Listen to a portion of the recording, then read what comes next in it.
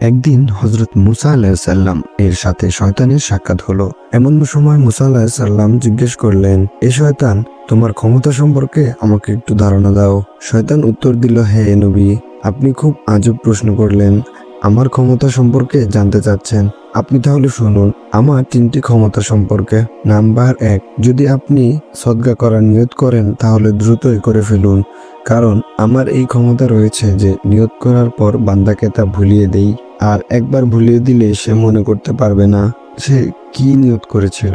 Number 2, যদি কোনো বান্দা আল্লাহ তাআলার কাছে ওয়াদা করে তাহলে যেন সে দ্রুতই ওয়াদা পালন করে, না হলে আমার এই ক্ষমতা রয়েছে ওয়াদাকারীকে দিয়ে ওয়াদা ভঙ্গ করাতে পারি। নাম্বার 3, কোনো বান্দা যেন কোনো নারীকে নিয়ে নিরিবিলিতে না বসে, এতে আমি দুজনের প্রতি দুজনের আকর্ষণ তৈরি করতে পারি যাতে তারা রাজি না করতে পারে। আল্লাহ তাআলা আমাদের এই 3টি কাজ থেকে দূরে থাকা তৌফিক দান করুন।